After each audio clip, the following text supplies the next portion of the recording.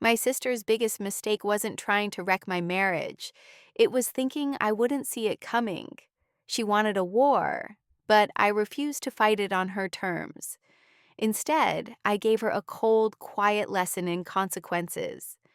This is the story of how I took my life back, piece by piece, without ever having to raise my voice. For as long as I can remember, my sister Clara was more than just a sister. She was my other half. We were 2 years apart, but you'd have thought we were twins. We shared clothes, secrets, and a bond that felt totally unbreakable. Growing up, if I scraped my knee, she was the one sprinting for a bandage before I even had a chance to cry. When I got my heart broken for the first time in high school, she sat with me all night holding a tub of ice cream and cursing the guy's name. She was my fiercest protector, my most trusted confidant. Everyone in our family knew it. If you wanted to know what was going on with me, you just asked Clara. I never saw this as a problem. Honestly, I cherished it. It felt like having a built-in safety net, a person who would always, no matter what, be in my corner. When I met my husband, Mark, Clara was the first person I called. She vetted him, of course, in her own sisterly way. She grilled him with the tough questions on our second date, which he thankfully found charming. When he passed her test, she welcomed him into the family. For the first 5 years of our marriage, things were perfect. Clara was the ever-present loving aunt to our two kids. She and Mark had a friendly, easy rapport. And I, of course, kept leaning on her. Every minor frustration, every little joy, every single marital disagreement, I call Clara to talk it through. Mark is a wonderful man. He's kind, a fantastic father, and he loves me deeply. But no marriage is a fairy tale. We had our disagreements, just like any other couple. We'd argue about money, or how to handle a problem with our oldest, or whose turn it was to deal with the mountain of laundry. Normal life stuff. And for every one of those arguments, Clara was my sounding board. I saw her as a pressure release valve for my marriage, a safe space to vent so I could go back to my husband with a clearer head. I never once imagined that my safe space was quietly being weaponized against me, that my confidant was taking notes, and that my protector was planning to become my saboteur. I was handing her the keys to my life, and she was just waiting for the right moment to lock me out. The moment it all kicked off was over something that, looking back, was completely manageable. Mark had been offered a promotion at work. It was a fantastic opportunity, a big pay raise, more responsibility, everything he'd been working toward for years. The only catch? It would require more travel. Not a constant life on the road, but a few days a month, sometimes on short notice.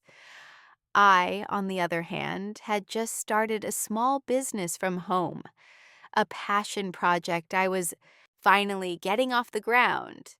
The thought of Mark being gone more often, leaving me to handle the kids and the house alone while I was in the critical early stages of my business, just filled me with anxiety. We had a fight. It wasn't our worst one, but it was tense. Voices were raised. He felt I wasn't supporting his career, and I felt he was dismissing the importance of mine. It's always my thing that has to be flexible, my dreams that get put on the back burner, I yelled, hot tears of frustration streaming down my face. He shot back that his job paid the mortgage, a low blow he immediately regretted. The air got thick with resentment, and we went to separate corners of the house to cool off. It was a classic couples fight, the kind that feels like the end of the world in the moment, but looks like a solvable problem in the morning. But I didn't wait for morning. I did what I always did. I slipped into the pantry, closed the door so the kids wouldn't hear me, and called Clara.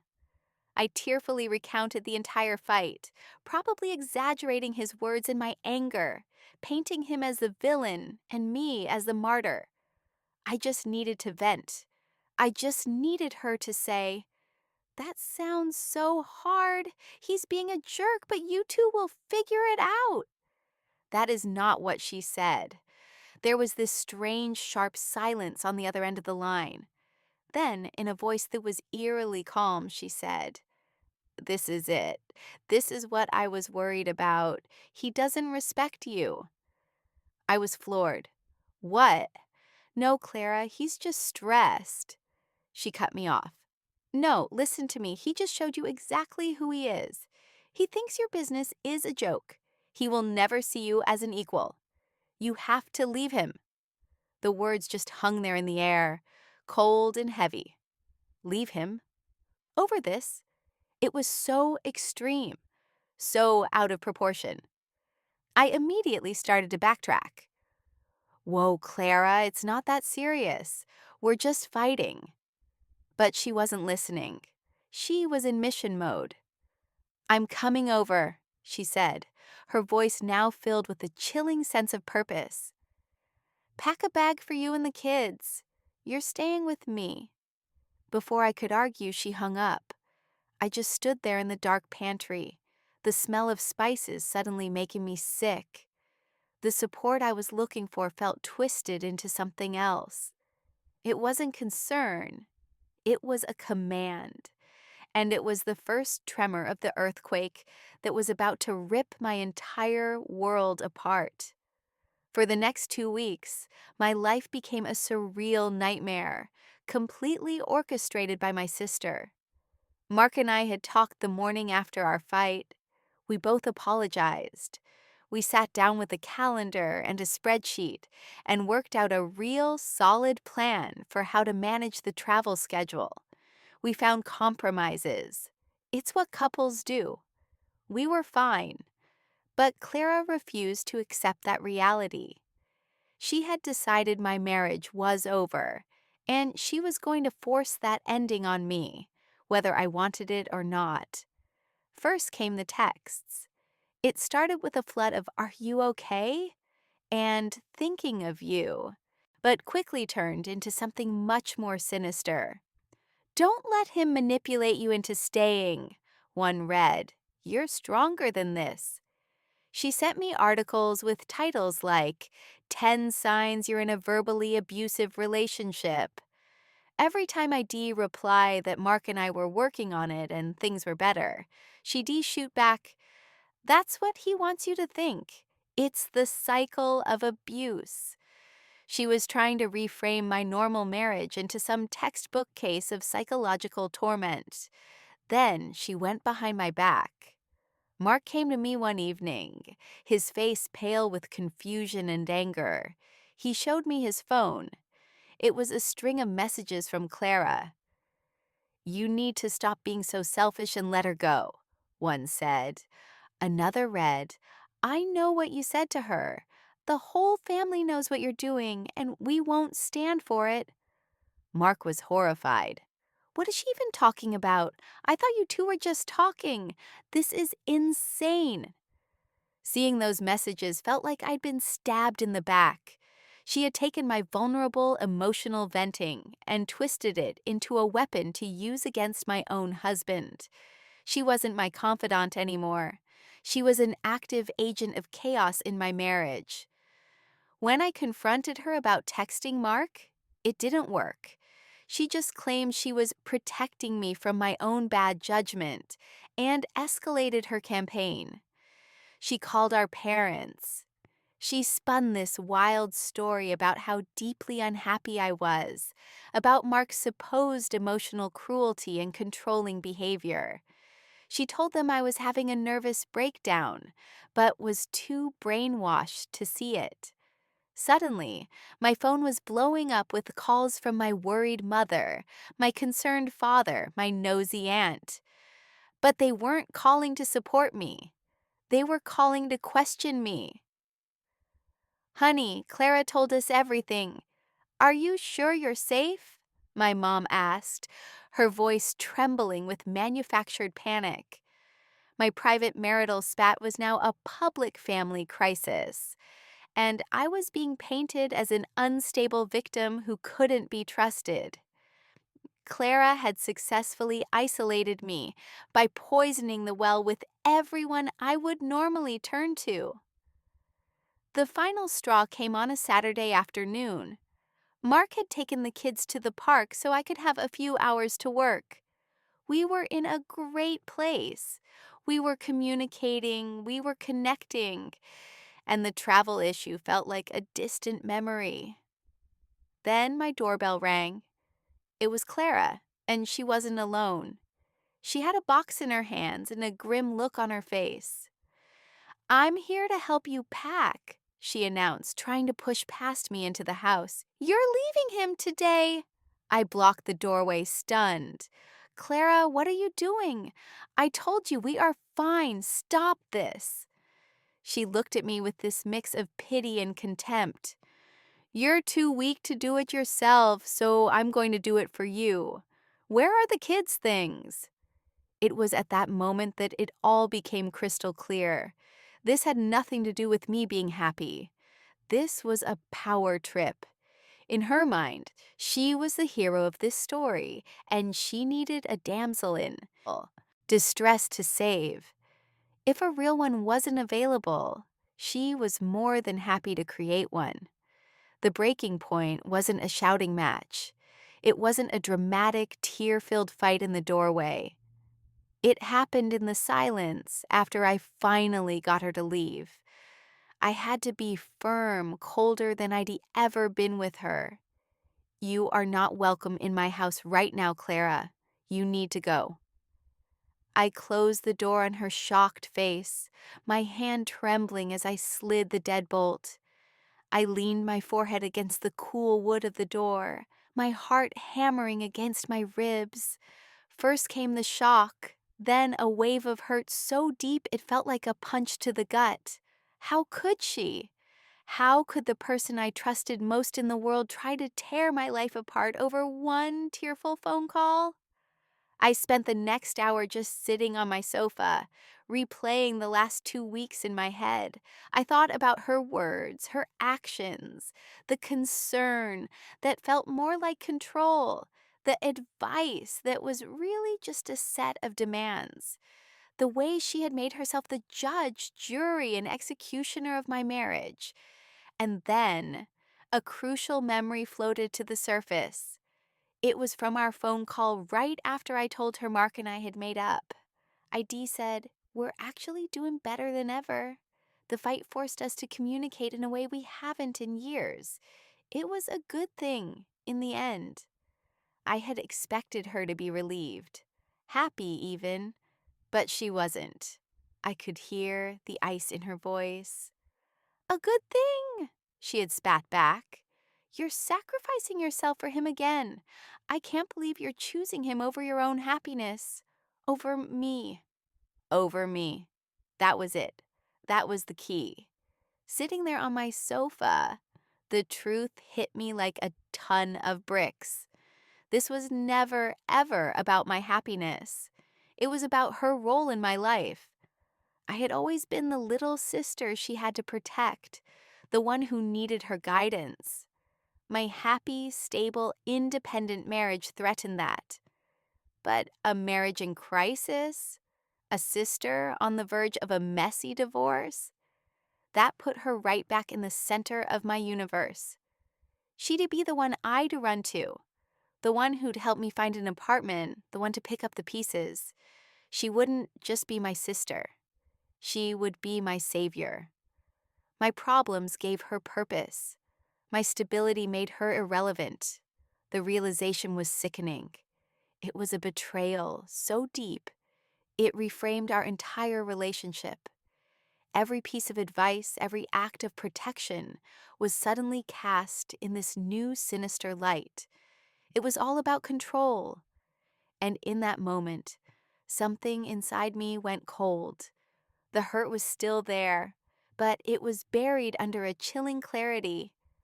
I wasn't going to fight her. I wasn't going to scream or cry or send angry texts. That S what she wanted. She wanted a war, because wars have sides and drama and a clear winner.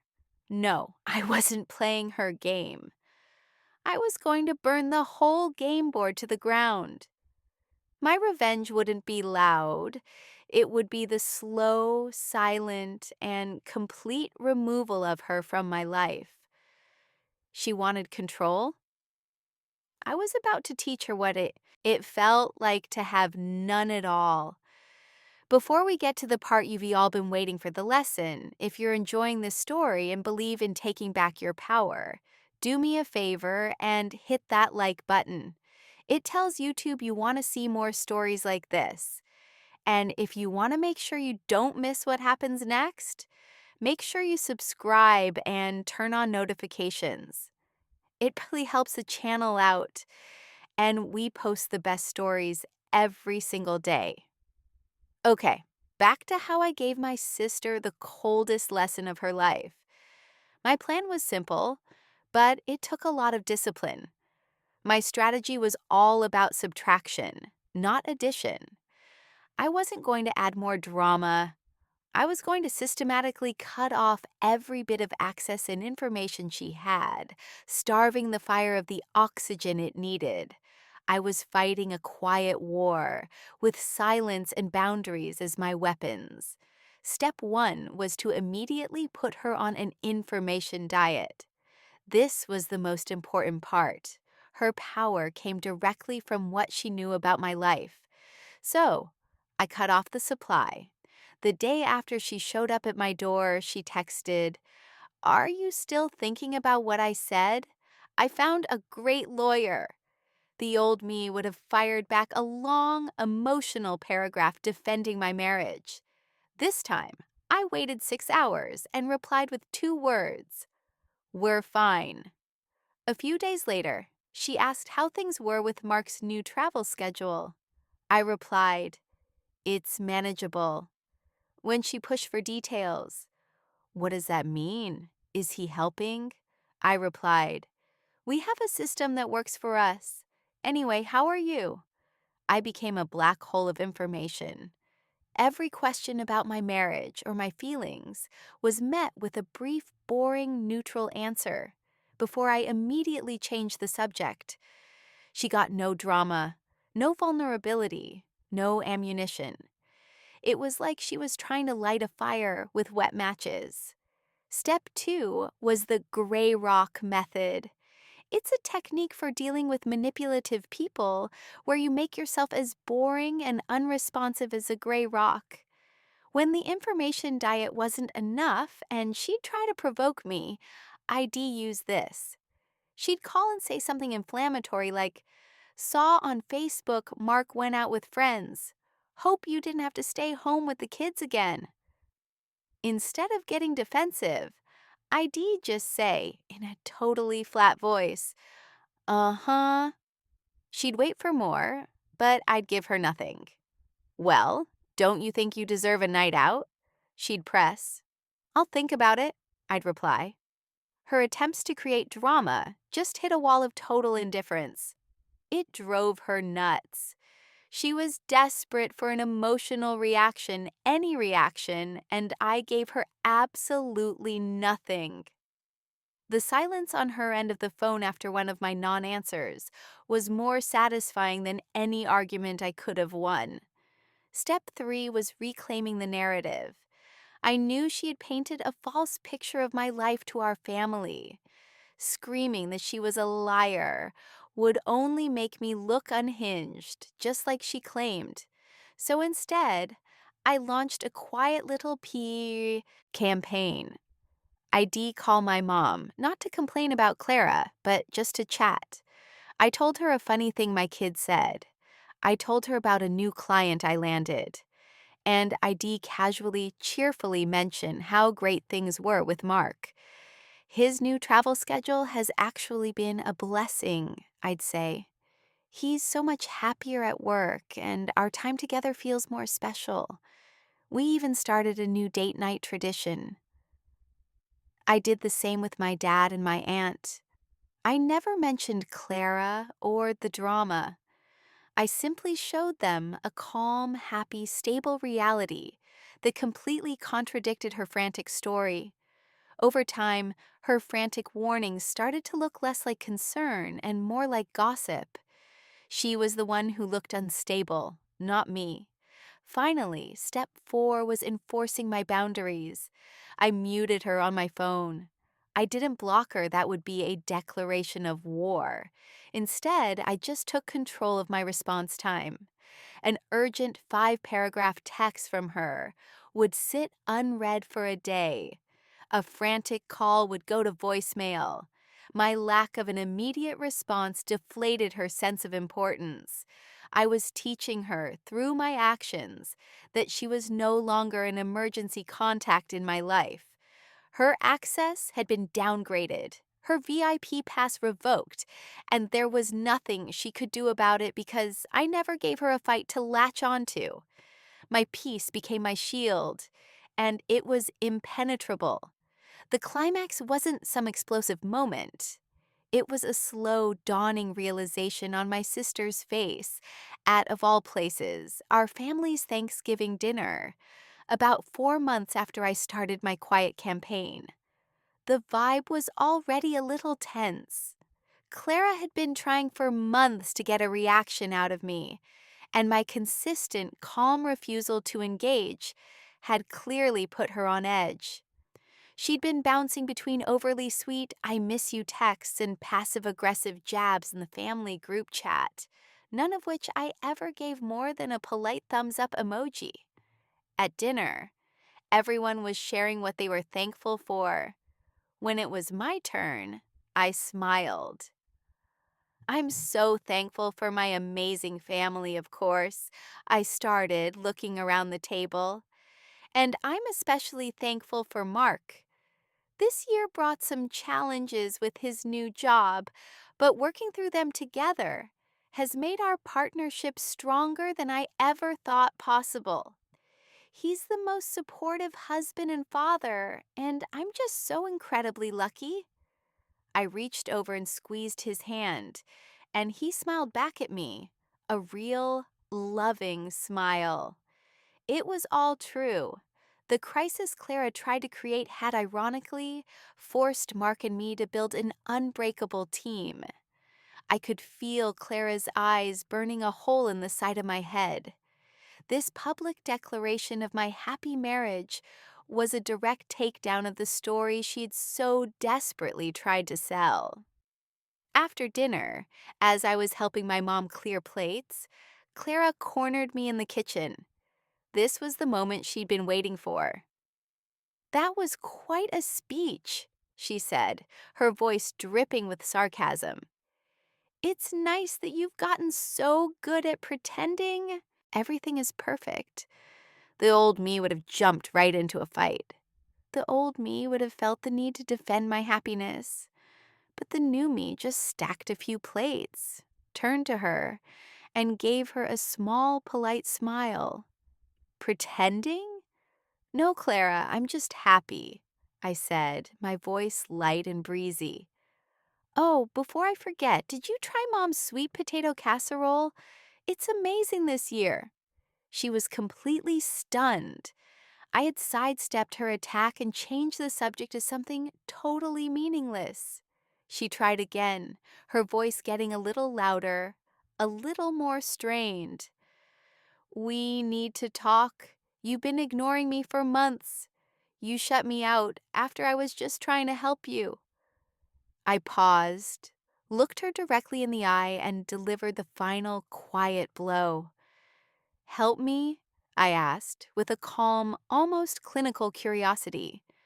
"My marriage is stronger than ever. My business is thriving, and my kids are happy. Everything in my life is wonderful. What exactly is it that you think I need help with?" And there it was, the look on her face. It wasn't anger anymore. It was a wave of emotions washing over her in real time. First, confusion. Then, frustration, as she realized her best shots were having zero effect. And finally, a look of pure, helpless impotence.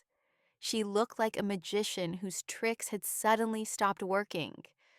The power she had always held over me, the power to steer my emotions, to direct my story, to be the main character in my struggle, was just gone. I hadn't wrestled it away from her. I had simply let it evaporate by refusing to acknowledge it ever existed. She opened her mouth, then closed it again. She had nothing. Her entire arsenal was useless. I just smiled once more, turned, and walked out of the kitchen, leaving her standing there, alone, in the silence. She was completely and utterly disarmed. The aftermath was just as quiet as the revenge itself. Clara didn't cause a scene. She left early, saying she had a headache. From that day on, our relationship was fundamentally and permanently changed. It exists now only on the most superficial level. We see each other at Christmas and family birthdays. We make small talk about the weather and our kids. It is polite, it is civil, and it's completely hollow. There's no depth, no trust, and definitely no access to my inner life. I have never once since that day told her anything more personal than what I am making for dinner. The door to my life, once wide open, is now closed, locked, and bolted. The biggest change wasn't with her, but with my husband, free from the constant toxic whispers of my sister-esque concern. Mark and I flourished. The whole ordeal was a trial by fire. It forced us to rely on each other completely, to become a true team. We built our own fortress of communication and trust, and our marriage is now stronger than I ever could have imagined. My home is peaceful, free from the drama and anxiety she injected into it. My business is a success. My children are happy, and I feel a sense of control over my own life that I didn't even realize I was missing. As for Clara, the consequences for her have been subtle but devastating. Without my life to meddle in, she seems lost. Her identity as the family's fixer and my protector has crumbled, leaving a void she doesn't know how to fill. She tried to insert herself into our cousins' lives for a while, offering unsolicited advice and stirring up drama, but her reputation preceded her. Our family saw how she behaved, and they saw how calm and stable my life became once I created that distance. They learned, just as I did, that her help was a Trojan horse for control. She's not an outcast, but everyone keeps her at a polite arm's length. Her power completely depended on the access I gave her. Without it, she's just another person at a holiday dinner. I didn't destroy her life like she tried to do to mine. I simply took my life back, and in doing so, showed that her power was an illusion all along, one I had helped create. In the end, the greatest lesson Clara taught me was one she never intended to. She taught me that true strength isn't about winning a fight. It's about having the wisdom to refuse to enter the battle in the first place, especially when the battlefield is your own heart and home. My revenge wasn't a single act. It was the slow, careful, day-by-day construction of my own peace. I didn't need to tear her down. I just needed to build my own walls higher. The loud, chaotic war she tried to start was defeated by my unwavering silence. I didn't just save my marriage. I saved myself from her. What do you think? Did I do the right thing? Or was there another way? I'm genuinely curious to hear what you would have done in my shoes. So let me know your thoughts in the comments below. And if you want to hear more stories about reclaiming your power, make sure you hit that subscribe button. Thanks for listening.